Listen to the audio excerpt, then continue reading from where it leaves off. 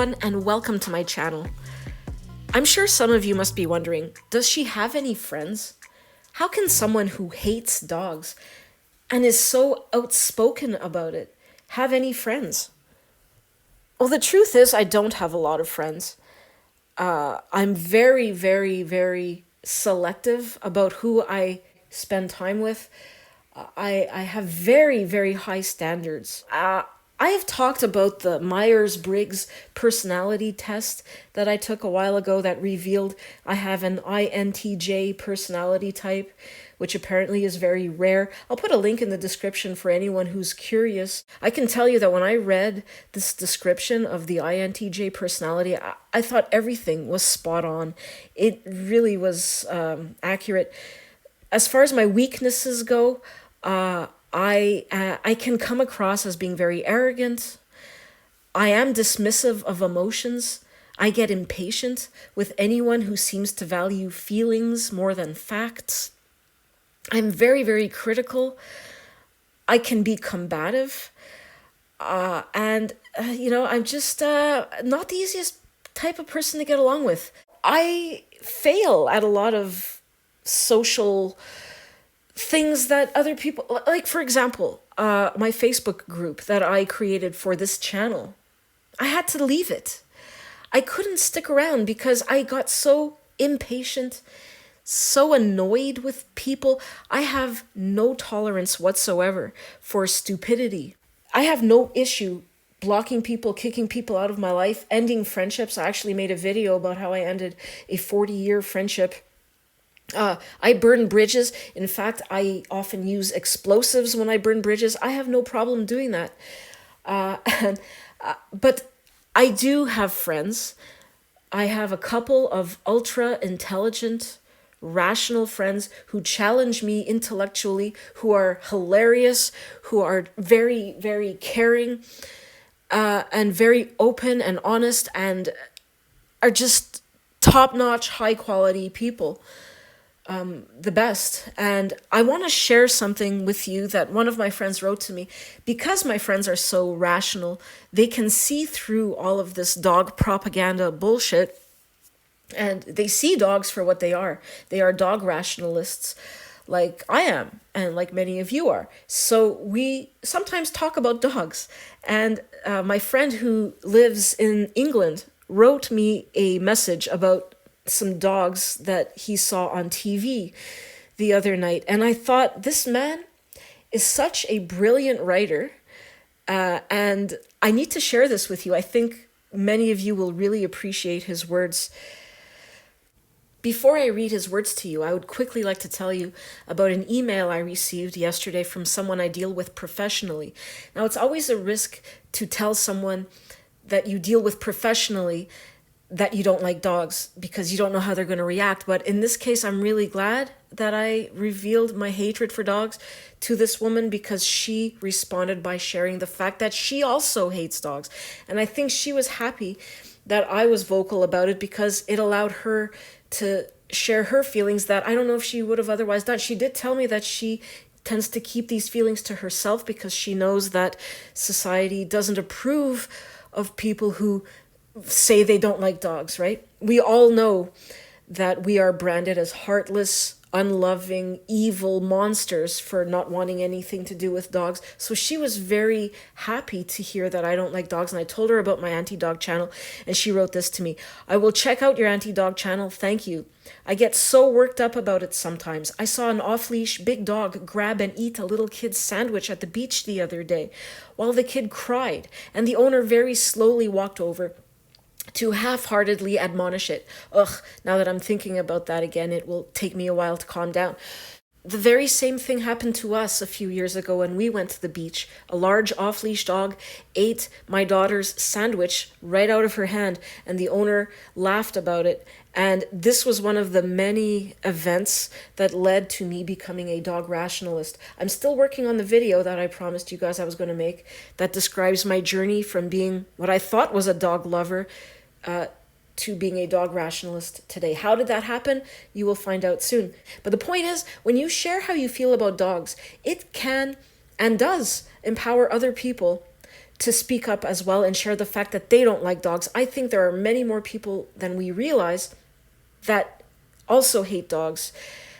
They're just too afraid to come out and say it. So anyways, let's look at my chum from England's message. Here's what he wrote. When I turned on my TV 2 nights ago, a program called 12 Puppies and Us was about to start. What I would normally have done would be to switch to another channel as quickly as I could, but last night I thought I would do something different for a change. I pressed the record button and then switched channels. I watched 12 Puppies and Us during my breakfast yesterday morning. In the past, I have made various attempts to understand the dog love or dog worship phenomenon and failed miserably. I have asked dog-owning relatives and friends what the attraction is. Why do they love dogs?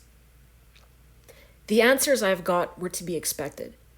There were the usual mythologies of man's best friend, or they are so loving and loyal, or they never let you down. There were the circular arguments of how can you not love them, or they are wonderful. I got shrugs and puzzled expressions telling me that the answer must be so obvious that it doesn't need explanation. I needed an explanation and never got one. I have asked people to show me when dogs are demonstrating love, but got criticized as being cynical. I have tried to gain understanding by looking at websites, Facebook pages, and social media to find out what people were saying in support of dogs. I read of people who preferred dogs to humans, who reviled children, and professed a desire to die for their dog, and who believed that their dog would die for them. There were stories of hero dogs that saved humans from catastrophes, protected babies from danger, and provided body warmth for hypothermic humans stranded in isolated situations. There were lists of reasons why dogs are better than humans, and there were stories of dogs curing physical diseases, helping humans triumph over mental distress, and helping children to read and write. None of it made any sense. It is all unbelievable, lacks solid evidence, and is open to alternative interpretations. The dog keeping the stranded hiker warm, for example, could just as likely be selfishly keeping itself warm from the body heat of the hiker. The dog barking in a house fire could be interested in saving its own skin and not anyone else's. Much of it was like a reverse scientific method. The scientific method involves making observations and developing a theory on the basis of these observations, and then being prepared to alter that theory in the light of new observations. The dog lover's method is to develop a theory first, for example, that dogs love us, and then seek out observations that might support that theory. The theory is that dogs love us. Therefore, the fact that they enter an excited state when we arrive home must be proof of it. To put it bluntly, I have hated dogs all of my life, and I would need definitive proof of their wonder to change my mind. Since I believe that I am open to new ideas, I thought that I would give the TV program a chance to show me something I have never seen before. I tried to watch it with an open mind. I think that my view was that I might start to understand why people love dogs rather than to love dogs myself. To me, the evidence that they are horrible is overwhelming. So here are my impressions. During this hour-long program, there were 4 case studies of people who had recently bought puppies. I was heartened by the fact that the producers used the word bought rather than adopted, although they did use the word rescue several times throughout the program. The 4 case studies were a 16-year-old girl who was trying to train a sheepdog, a woman who bought a dog of a similar breed to one that had died 14 months previously, a family with 5 young children, and a wealthy couple who already had 2 dogs but brought a 3rd dog from Cyprus, over 2,000 miles or 3,200 kilometers away. I did try to be objective, but the only one I could understand in any way was the girl training the sheepdog. There was a clear purpose to dog ownership in this case. But working dogs represent a tiny fraction of the dog population in the UK, so that didn't help me to understand what is going on. The introduction to the show suggested that owning a dog can be difficult. There was even a clip of a woman almost in tears because she was worried that her dog was aggressive. The viewers were reminded that the average dog in its lifetime will consume over 3 tons of food, go to the toilet 2,000 times, and that many of them will quadruple in size during their lifetime. These facts alone would be enough to persuade me against owning a dog if I didn't already hate them. Throughout the program, the question, "Why do we put up with this?" kept entering my head. The woman who had replaced her dead dog called it her fur baby and said in front of her husband and the cameras that the dog comes first and the husband comes second. In one scene, the dog was attacking the husband and repeatedly biting him, drawing blood.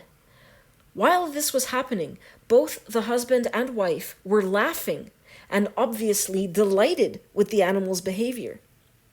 The voiceover explained some of the reasons why a dog would bite, although they used the word nip. While playing, teething and anxiety were mentioned, but there was no mention of dogs being predatory carnivores.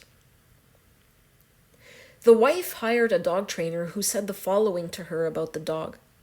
"If he learns that where you are is where the good things are, he will always want to be near you and actually not stray too far."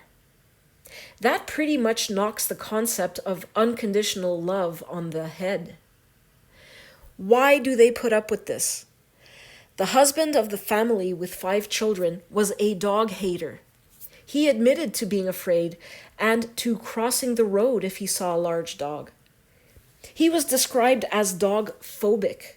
Fear of large dogs seems to me to be a perfectly rational survival strategy, but it usually gets described in terms of psychopathology. There was no explanation why this family should want a dog in these circumstances. The presentation of this family was mainly about training the husband to be desensitized to dogs. He was disgusted at picking up shit in a plastic bag, and he didn't want to walk the dog, but he ended up talking to the dog as if it was a child. At one point in the show, he said, quote, "She's pushing now for me to form this deep, deep bond with Sage, and I'm resisting it, but there's only so long I can resist it, and she knows it." End quote. I apologize for using the name given to the dog, but it is a quote. Why do they put up with this? The dog that had been brought from Cyprus wouldn't eat unless hand-fed. The female owner pointed out that sometimes she can get away with using a spoon. The bits we saw were of her spoon-feeding a large dog estimated at 5 months old. I thought of how gruesome it must be to pick wet food out of a can and put it in a dog's mouth. She also said that the daily time she had to spend stroking the dog were hours well spent. She claimed that during these many hours, the dog taught her the value of slowing down and taking time. That's a bit like saying if someone hacked my bank account and stole the lot, that I should be grateful to them for teaching me how to live on a restricted budget. She claimed that she chose the Cyprus dog out of many other dogs from its photograph because it looked wise, like a sage. An obvious comment is to say that she would get as much wisdom from a dog as she would get from Sage the herb, and that is none. To be fair, she did appear to learn something from the dog. She learned subservience from the hours spent sitting with and stroking it, and from the hours feeding it by hand or with a spoon. A wild animal that refused to feed itself would last a matter of days. No wonder it was found abandoned at the side of the road on a Mediterranean island. Wild animals displaying that level of ineptitude and incompetence would quickly die off and would be forgotten, but not dogs. Such substandard dogs seem to be valued disproportionately to their competence. The more useless a dog is, the more noble is the cause of looking after it. Why do they put up with this? Sorry to say, I learned nothing about why people want dogs in their homes. I thought that, with the exception of the 16-year-old girl, all of these people were displaying varying degrees and types of psychopathology. There was nothing rational about their behavior. Dog lovers may wish to claim that the transport of a dog from Cyprus was a humanitarian action. With that thought in mind, I did a bit of reading about dogs in Cyprus. It is estimated that there are 200,000 to 250,000 stray dogs in Cyprus. The human population is approximately 1,200,000, so that is a lot of stray dogs. They represent a considerable hazard to Cypriots and visitors. I couldn't find anything in writing, but I imagine that Cypriot dogs are no different to dogs elsewhere, so it is very likely that they will be taking a toll on the wildlife and domestic animals of Cyprus. An article from the Cyprus Mail describes how they are plaguing humans. One attempt at dealing with the dog menace in Cyprus is similar to how the dog problem is approached in Eastern Europe. There are many rescue organizations there devoted to looking after the welfare of stray dogs, as well as organizations that organize the purchase of dogs by foreigners. It's a bit like moving the deck chairs on the Titanic. Dogs get moved around and the problem multiplies. It will continue to multiply while there is fierce antagonism to culling. Any other pest animal gets culled without complaint. Why not dogs? While I learned nothing about why people would want to place a predatory carnivore in their home, I did observe one thing. That is the constant repetitive presentation of dog ownership in a positive light on television. At the exact time that 12 Puppies and Us was being broadcast, I could have changed channels and watched The Dog Rescuers with Alan Davies. These are just two shows dedicated to the adoration of one species of animal. At other times, I could have watched The Wonder of Dogs, dogs behaving very badly. The Dog House, The Secret Life of Dogs, and possibly the most popular, For the Love of Dogs. A recent show was Walks with My Dog, in which various celebrities take their dog for a walk and talk about how walking with a dog is so much better than walking without a dog. I haven't seen the show, but I would imagine that the concept of these dogs ruining walks for other humans and animal species would never be discussed. I no longer walk off-road because of nuisance dogs. The last time I tried it, I was attacked by a dog and had my clothing ripped. The owner pretended it wasn't happening. In the description for Walks with My Dogs, here is what one of the celebrities says. Quote, "Having a dog is very humbling. No matter what stresses you have in your own life, caring for a dog takes you back to basics. I used to get in from work fretting about stuff, but then after a half-hour walk with Barney, everything was in perspective. They keep you grounded, and they change the whole atmosphere of a house too. The place comes alive with a dog in it." End quote. What does this even mean? What does the dog do to make you feel grounded? These are the incoherent ramblings of someone in love, eager to share that special feeling with others. The claims are that without a dog, you are arrogant and your home is dead. It doesn't make sense to me. I like the idea of pitching the following idea to TV producers. My idea is a show called Dogs Ruin Everything, and it would feature walkers, hikers, runners, cyclists, sports enthusiasts, sunbathers, diners, drinkers, night shift workers, car drivers, delivery drivers, farmers, children, parents, motorcyclists, and on and on and on, telling us how dogs ruin their lives.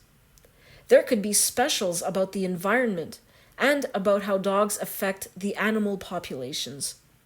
The difference is that this show could contain evidence and factual material instead of opinion and wishful thinking. I don't think that any producer would take this on.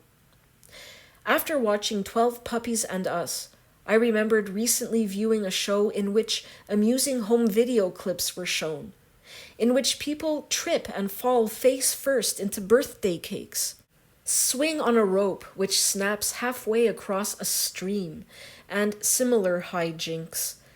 The show is called You've Been Framed. There was a pet section in it which featured dogs running into people, pulling people over, pushing people into water, chasing other animals, and destroying property. All of this was presented as good old harmless fun, and the audience was in hysterics. This is just part of a widespread process in which not only is the dog presented as a normal and indispensable part of human life, it is presented as a fount of humor, comfort, and family values. The aggression of dogs and the dangers they pose get minimized or transformed into humorous, mischievous, frustrating, but ultimately lovable characteristics that prove how adorable dogs are. UK adverts are full of images of dogs, and I'm sure that is likely to be the case in almost every country in the world. We take their presence for granted. Much of the time, we don't even notice them. They can appear up front in adverts for floor cleaners that feature a dog with its mouth manipulated by CGI, apparently talking to its owner, and providing home maintenance advice. This might appear to be trivial, frivolous, and humorous, but it taps into and influences a belief system and leads to a woman looking at a photo of a dog believing it looks wise, like a sage. It is part of the process that leads people to believe that dogs are smiling at them, or show guilt, or love them. Dogs can also appear in subtle ways in the background, such as the Christmas-related advert with one member of the happy extended family sitting at the side cuddling a dog. Part of the message here is that the dog is a family member entitled to Christmas love and cheer, just like the humans. After immersing myself in the puppy-owning world, I set myself a challenge. I remember seeing many adverts with dogs in them, but I wanted to see how common and widespread they are. My memories of these dog adverts may cover a long period of time, and my perception of them may be colored by my prejudices. They may not be as ever-present as I believe them to be. My challenge was to watch commercial TV last night between 8 and 10 p.m. and watch through the adverts, taking notes when dogs appeared. In that short period, I saw dogs inserted into adverts for a lottery, a home furnishing store, cars, banks, sofas, home insurance, and car insurance. It could be that this time period is atypical, but I am not willing to extend such a challenge. I chose 8 to 10 because it is prime time. I know that there are adverts specifically aimed at dog owners, such as adverts for flea and tick collars, deworming medication, dog food, dog harnesses, and dog grooming products. At least these are upfront in what they are selling.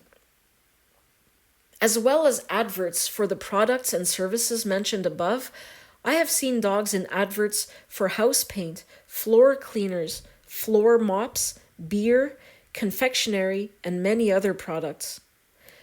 The presence of dogs in adverts is so common that we see their presence as natural and something we hardly notice. Advertisers have a short period of time to put a message across, and the presence of dogs is not accidental. Their presence in adverts is a type of shorthand way of mining the mythologies about dogs. The presence of a dog immediately suggests characteristics of comfort, security, protection, family values, and even wisdom. Dogs do not provide any of these characteristics in reality, but it is mythology that is mined, not reality. The emotional pull is stronger than the rational pull in the world of persuasion. The positive spin on dogs and the false, upbeat information is relentless and ever present, but there are two things that are always missing. These are questioning or criticism about the claims and alternative viewpoints.